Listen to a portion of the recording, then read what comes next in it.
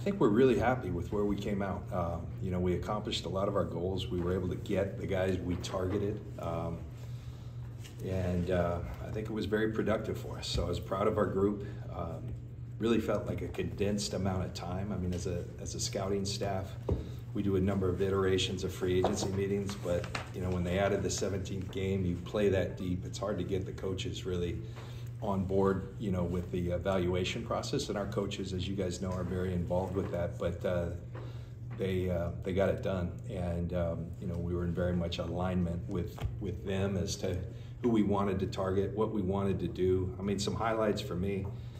I'm just looking forward to, we did some 2-year deals on the D-line, so we don't have to do this every year. It gets hard. And there's a story to tell, and it's very compelling to people, and there's a lot of great stories you can talk about, the Samson Ebukams, the Charles Amenahus, the Kerry Hyders, who've had faith in us and played here for a year and gone on and done well for themselves. And so, there's a lot of effort in doing that each year. So I think finding some guys we really liked, starting with Floyd, Leonard, just an excellent football player who we've admired for a long time. We've competed against him. He's been very consistent. He's just like 10 sacks every year. Love the way he competes. Loved him coming out of Georgia. Played against him in Chicago, the Rams obviously. Watched him in Buffalo. Competes at a real high level. Really physical player. Really good at all facets of the game, and I think just gives us a very consistent guy on the opposite of Bosa that can make people pay when they have to give all the attention to Nick. He's also very durable. He plays a ton, and love the way he chases, and he just plays with great effort, you know. And so it's a guy we've admired for a long time. So be able to land him was great. Yetur, told his agent, I thought he handled it like a house in Los Altos. You know, you kind of priced it low and got the whole league interested, and then everybody, you know, so it was, and Yetur was the guy probably of all of them that we signed that we had the most people in the league say, man, we were in on him, you know, and a lot of the guys after we landed him. And I think Yetur, the interesting thing, he's a long, skilled athlete, and he's a guy, I think we've been at our best when we've had one of those guys, Arden Key, Charles Amenahu, that can play outside and then slide down and go to the inside. It just gives you another layer of versatility to your D-line. And so Yetur, we're really excited about that. And you know, there's going to be some transition for him. He's played a lot in a 2-point stance, and so putting his hand in the ground and rushing. Obviously, he's done that on 3rd down in Carolina, but he's really looking forward to that opportunity. So. You know, the linebacker, Devondre, that was a blessing because things fell through with Kendricks, and you know, it was kind of like, well, we thought we had that, and you know, 2 or 3 guys go, and so you're like, man, we got an issue here, and Green Bay happened to release Devondre, and he's a guy we really, really have always respected and liked. I think in pass coverage. He's an excellent player, has played the run effectively. Kyle was at Atlanta when Devondre was there, so knew him from practicing against him in practice. And way back when he was a rookie, I believe, they were together. And Devondre just had a very productive career. So that was a blessing that he became available for us, and we pounced on that. So Yidam, can't have enough good corners. And thought he had a career year. You know, Isaac and I kind of shared you know, I just asked him, like, what clicked? Because he's been a very good, productive special teams player. It's never really happened for him on defense as consistently as it did last year. And, you know, he talked about something familiar to me in my career, because I didn't become a full-time starter until year 3. Kind of just a mindset. Stop doubting yourself and let's go. And he was able to find that last year and have that belief, and it really flourished. So, you know, our guys did a great job of identifying him. We became really intrigued with bringing him into our building, and like I said, you just can't have enough guys there. So great competition at the outside corner spot, great special teams player. You know, you throw him in there in the mix with Ambry, with Luter, Sammy Womack's in there, and let those guys all go compete. And you know, we obviously have Mooney and Diamador, who we all know what they can do. So like the addition of that. Who am I missing, guys? Help me out here. Malik, obviously that trade to you know, once you know, we parted ways with Eric, you know, which we'll talk about later, real tough thing to do. We had a void there. And so to be able to come to that agreement for a 7th round pick, a guy who really fits what we do, and it's not a projection. He just played in our system last year with D'Amico and them, and played at a high level. He's a guy I've studied and admired for a long time, because Rod Marinelli, who I'm close with, coached him in Dallas and drafted him, and Rod thinks the world of him. Chris obviously has a great voice on anything we do there, and we just like the fit with us, and plays with tremendous effort, quickness, disruptive. Had a really good year last year, so you know, excited to land Malik, and then you know, Chase Lucas, and yeah, Chase Lucas is a special teams player who can play some nickel as well, and you know, excited to add him to the mix.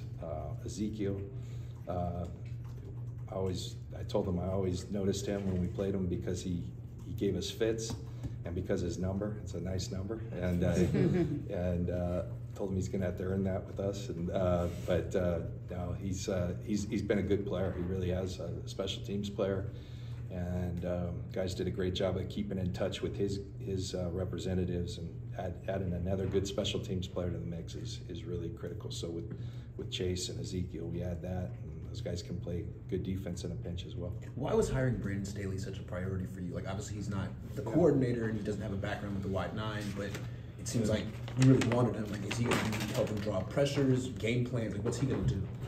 You know, Grant, I think really what we wanted to do was get back to who we are as a defense, like our style of defense, and that you know, Nick Sorensen had a great vision for how we could do that. But you also want to consistently evolve, much like we did early with the wide nines. You know, we brought this system in, and then Kyle, you know, said, man, the wide nines used to give me fits when I play against it. So, you know, that's a challenge. Can you implement this and still keep the integrity of our defense? And we were able to do it. And I give Robert Saleh and that entire staff, it was a big step bringing Chris Kasarik in to do that. So I think Brandon gives us an ability to just continuing to add layers to who we are and what we do without compromising the integrity of who we are. Brandon's a really intelligent guy. You know, we scrimmaged against him a couple of years ago, and Kyle and I just spent a lot of time talking and appreciating his mind for the game. He's well regarded throughout our league. You know, and having a guy with a head coach mindset, like even in the free agent meetings, the personnel side of it, he's real sharp there. You know, respectful, kind of being quiet until asked, and then, you know, has some great takes and opinions. So I think it's a great add for us, and that defensive staff is really meshing extremely well, and excited for where that's going to go. Now we got to go do it and put it all together. But I think Brandon was a nice add for our building. I don't think we asked you about this at Combine, but Mooney had an off-season surgery. What is the timeline there? Is there concerns at the same time? You know, I think it's one of those that if it were in season, probably would be, but you take the time. It's that core muscle deal, and probably be a training camp guy. You know, he's already moving. He's doing great. He's been around, and he's doing well with that. So Kittle's on the same plan. Kittle had the core muscle procedure as well, and will be a training camp guy. And you know, those guys that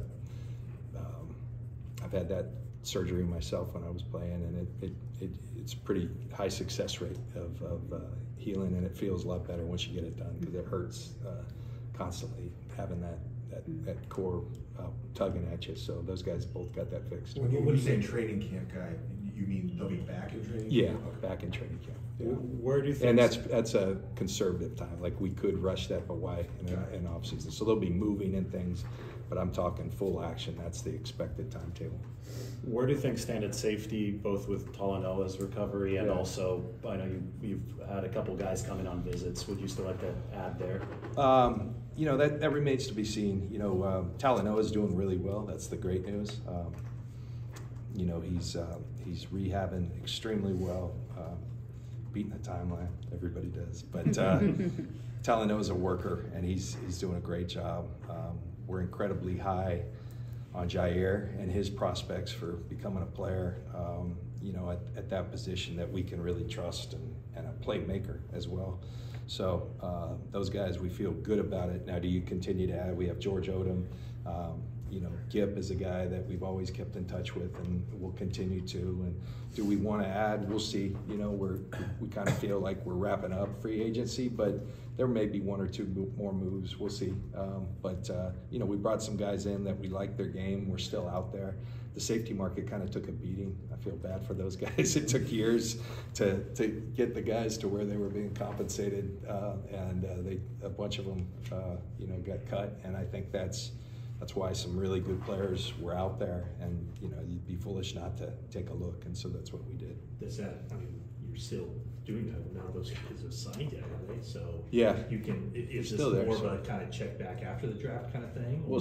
We'll see. Like we're gonna you know, spend some more time discussing that, whether we make an ad or just go with what we have right now. We feel good about the position. So has Gipp said that he wants to return and play this next year, or is that kind of just up in the air right now?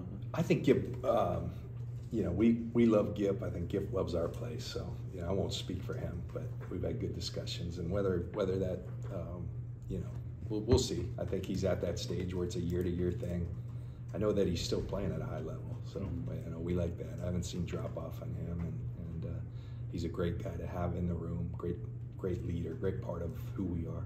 Can you discuss or elaborate on the Eric Armstead decision? Yeah, tough one. You know, we've rewarded you know, we've been fortunate to draft and acquire and a lot of really talented players, and we've rewarded a lot of them. And so, you know, some realities come to bear that you can't keep everybody, that you can't, and so you have to make some tough judgments. And you know, we worked with Eric, and you know, really appreciative of he and his family, and representative of trying to work something out, and you know, a restructured contract. Took a couple different whacks at different ideas, and ultimately he wanted to go see what his value, and good for him because it was robust. I mean, you saw what he got in Jacksonville, and so he bet on himself, and good for Eric. But you know, we just made a decision, and part of it was, you know, that he had missed some games. That happens, but you know, at his number, we had to adjust it, and you know, we made that trade for Malik, and so we wish Eric nothing but the best. Those are tough decisions. Eric's done so much for our team. He's such a fabric of who we are as a team, what the work he does in the community, the opportunity for him to be up on that 10-year wall, like that was important to me. That was important to our organization. It was important to Eric, but ultimately, like I said, he chose to bet on himself, and you know, I think he made a good call because his market was there, and I'm happy for Eric, for Mindy, for their family, and we'll always be grateful for everything he's given us. Did you try to trade him before that? There was some talks of something with Houston, but you know, we weren't going to put Eric in anything that he didn't want, and that was subject to them being able to work out a deal. And so we were going to do kind of Eric's wishes once we were going to execute his wishes, provided it worked with us, and so that's what that was. Because you wouldn't have gained the salary cap relief had you traded it, right? That's correct, but we, you know, there was a potential deal in place, and you know, I don't want to speak with that, but that's how it went down. Okay. What about Dre Greenlaw? What's his timetable? Yeah, you know, the Achilles take a while, so probably looking. You know, Dre will tell you he's going to be back week 1, I think. And you know, I don't put anything past Dre, but we have to be smart. Maybe a PUP situation, you know, and so I think that Devondre gives us the opportunity of a guy who plays the way we play, a guy who's got a ton of experience that can fill in for Dre if he's not there, and then we have 3 really accomplished guys who've played at a high level, obviously, once Dre is back. So, yeah. Have you been involved in trade discussions with regarding Ayuk and kind of? No, those are you know, I know. The Pittsburgh radio guys. I know. I'm sorry to disappoint him. I was just with Mike Tomlin and you know, at the Michigan Pro Day, and Mike coached me, and so we're very close. And he's like, "Bro, what's going on?" Like, I promise you, we got nothing. And nothing's going on there. We're actively talking with Brandon, trying to figure something out, and you know, I always talk. We have a good history of working with the guys we want to get done to get something done, and it takes two sides. So can we do that? We'll see. There's a number of different directions, you know, that it could go, but we appreciate the heck out of Brandon and who he is as a player, and we want him to be a part of the Niners, and so we're going to work towards making that a reality. So When you you look at, Would you guys be okay with him playing on the 5th-year option? Yeah, that's one of the options, you know, but I think Would you be okay? we'll see. You got to ask him that. You're negotiating a deal right now, or just talking? We're talking with his guys, you know, Okay. and you know, trying to talk about some parameters of some things, and you know, I'm not going to get into it, never do, but we're having discussions. That's a good thing. when you talk about a guy like Brandon, do you think about, like, you know, you have a nucleus of guys here now that have been around for a while that are maybe getting a little bit older, of like who your next nucleus of guys are going to be? Like, do you think in terms of that with a guy like Brandon? Is that part of the process? I mean, there's nothing better than drafting a guy, developing a guy, watching him flourish, and then rewarding him. That's really what we'd love to do, and so he's a great illustration of that. And you know, there's been a lot. You guys have watched it transpire. You know, Brandon came in a really good player, but Kyle has a high standard for receivers. We all do, and so it wasn't just like instant. Okay, but because they're pushed and demanded so much, he's a great example of what can happen when you mix that ability, talent, drive with real high expectations, and he's become a tremendous player, and you know, he's earned everything that's going to come his way, and you know, we're really proud of him for that. And even when you think about, like, if we want Brock as our guy for a really long time, you want to make sure you have a guy that he's comfortable with too. I assume that has to be a factor. I want them all. I really do. You know, there's rules that you know, and we push the limits, and thankful to our ownership for allowing us to be aggressive, but I think also thoughtful on how we construct things and giving ourselves you know, room. But there's no doubt that because we've been aggressive so much, that there's some you know, realities that we're gonna be faced with moving forward. You just can't have everybody, but Brandon is somebody we'd love to keep around. And from your understanding, is he wants to stay, from what you've been understanding before? Yeah, whether we can reach an agreement and all that, we'll see. So Last week, the NFL announced some sanctions on you guys. Yeah. What happened? Yeah, so I think first of all, I've got tremendous respect for our league, for our commissioner. I think he's doing a great job. You know, Roger and I have a great relationship. Larry Farazani, who runs the Management Council and CEC, and you know, I serve on that committee, so I'm real fond of Larry. Those are some of the good people in our league that do great work. I have a difference of opinion on the severity of the you know, the discipline. We take accountability for what happened. I just like, you know, and I think they'd be fine. They know that. We've had these discussions, the severity of what happened. We overpaid a player. I'm not going to get into who the player was. By $75,000. It was, I mean, it was a clerical error. This was back in the COVID you know, era, and there was a new system in place, and so it happened. You know, we own our part. You know, we've gone through a whole mitigation deal to remedy some of the issues that happened. But you know, that the league decided to impose that. So you take your medicine and you move on, and you know, we'll be good. And you hate to see you know, a 5th round pick next year. 5th round's been pretty good to us, you know. And a little adjustment to our 4th round. So, but that's what the league decided to impose, and so we accept it and we move forward. Is there any sort of appeals process or anything, or does it just go right back to the same people that It was kind of a negotiated settlement that at some point, you know, it's like you could appeal, but we just decided to end it. Yeah. Did the player keep the money? Would you? 2 years later. Did it count on your count? Yeah, and you know, part of the issue, without getting in the weeds, you know, we tried to recoup it as opposed to reporting it, and so that's where our culpability was, and so we've learned from that. And, you know, we eventually did report it, but we kind of went down the road of trying to recoup it. And, yeah, the player did what you think he'd do. As you noted, you know, great success extending your guys. Yeah.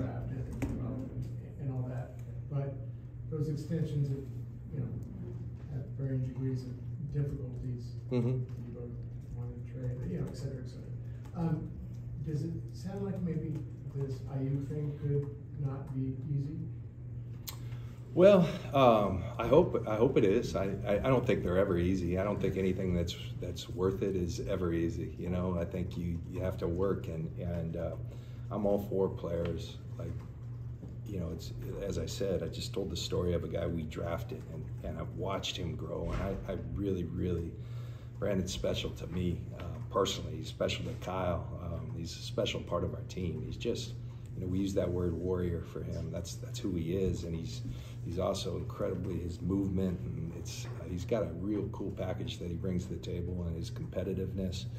So there's so many reasons we want him to be around, and you know, we're gonna strive to make that happen. And will it be difficult? I'm sure it will be, but you know, we've done a good job of that. And yeah, there's, you know, are there some trials in those things? Sometimes there are, but you know, ultimately that's all forgotten when you get something done, and I hope that's the case here. John, we're more than 20 minutes in this. We haven't asked you about quarterbacks, and other than not being asked about quarterbacks by people like me at this time of year, has having some stability at that position changed the day-to-day of what this offseason has looked like for you, and if so, in what ways? I mean, we wanted to, you know, we got Brandon Allen re-signed. We're kind of waiting on Darnold, because Darnold had interest if a starting opportunity didn't present itself and coming back, you know, at some point. And good for Sam. I'm really proud of Sam. He came in for a year, was tremendous.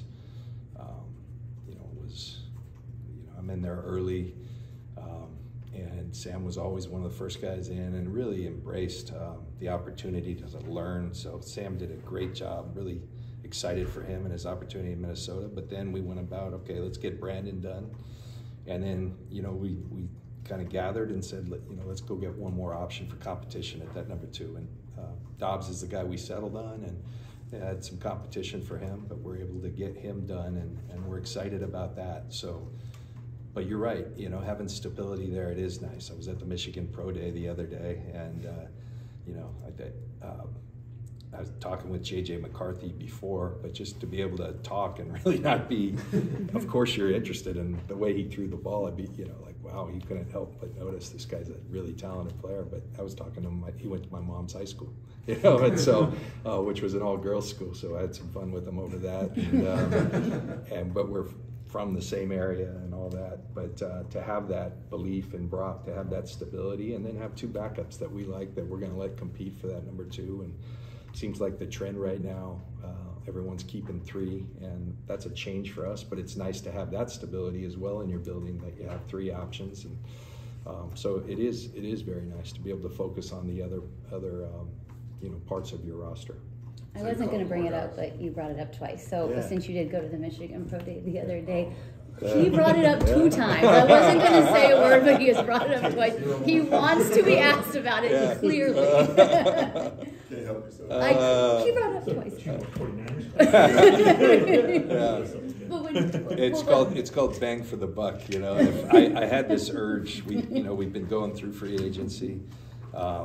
Really have had productive our formal draft meetings haven't started, but really been good. We've been going hard on the draft stuff, and I just felt the urge. I want to get out, and I thought about going to SC, and Tariq Ahmad said, JL, if we're going to go, we should go to Michigan. There's 18 guys, you know, that are likely to get drafted, and you really see when you were there, and they're all quality players, they're all quality people. It was really impressive what they built there. So there you go. Thank you. I'm going to go. You guys have a great rest of your time. What was cool when I was there, I ran into, had no idea they were going to be there. Moody and our kicker and Ronnie Bell were both there supporting their teammates. So that was cool. How hard is it going to be, just looking at big picture? The roster seems very good and crowded now. Yeah. If you have 10 picks, how hard is it going to be to draft to maximize chances of making the team this year? You know, I think we're looking forward to that many picks. I mean, being back in the first round again, albeit at the end of it, that's an exciting thing for us. I love the draft process. It's really exciting. I like, you know, free agency's fun, but free agency's crazy, and it's just, it kind of seems frenetic, and you know, you always devise a plan, but it's very fluid. I just like the process of the draft and the way we do it, and it continually, the longer we're together, I think it improves each year. So excited at the opportunity of adding that many players now. Do you take them all? Do you move around? You know, that's always subject to you know, what we choose to do on that weekend. But to have that many picks, we want to make them all count and make them work for us. And you know, we've talked a lot about extensions and things. And the more you do, I think it's really important that a big chunk of your roster is young and the youth. And infusing some of that into our team, whether it's immediately helping or into the future. So we're excited about the process, and can't wait till right after Easter Tuesday. Our draft meetings will start, and we'll get going with the coaches, that part of it, and it's really our R&D staff. It's a cool process. You mentioned being back in the first round. How different is it, and how much have you felt in any way not having those first round picks, other than just not making a pick on that night in terms of the way the roster has been built out over the last couple of years? Yeah, I just think the higher you are in the draft, the better players you're gonna get to look at. I mean, I think this is a deep draft at certain positions, especially.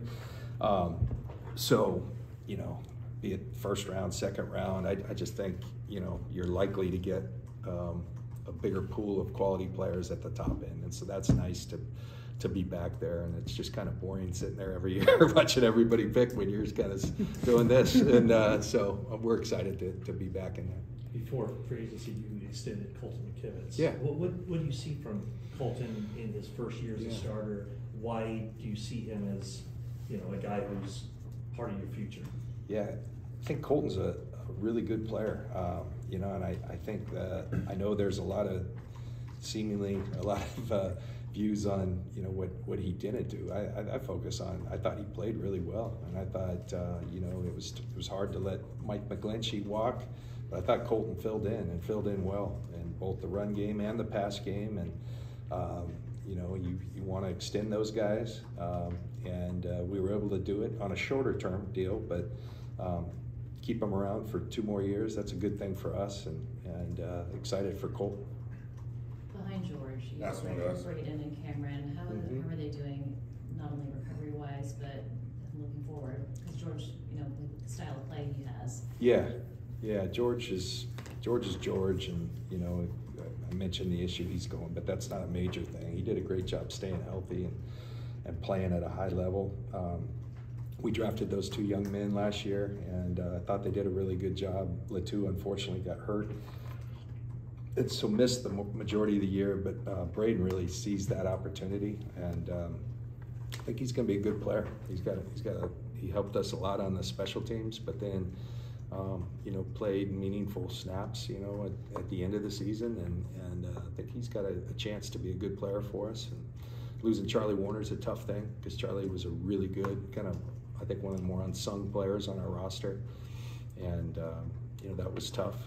And you know, like I said, you can't keep them all. We tried, it didn't work out. So I wish Charlie well. He's a great contributor to us as a tight end, and on the special team side of things. So Falcons got themselves a good player. Cameron's recovery. Cameron's doing well. Yeah, he's doing well. He's you know, he should be ready for the off-season program, and you know, ready to go with him. How helpful was the use check renegotiation to get you guys under the cap right there at that deadline? Kyle was tremendous to work with.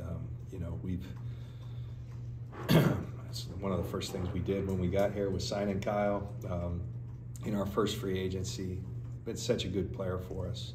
I love watching the way we use him and the multiple roles that he can play. And he's, you know, he's been at the top of that market for a long time. And, you know, we asked him to make a little adjustment. He worked with us, and it's great. He's actually here. Yeah.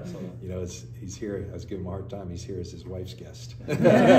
Kristen, with all her success, and they had her speak to the what they call the playmakers, the wives, and all that. And he's such a good guy, and he's so good to Kristen, so proud of her. So kind of cool to see that. But we did give him a hard time about him being the +1.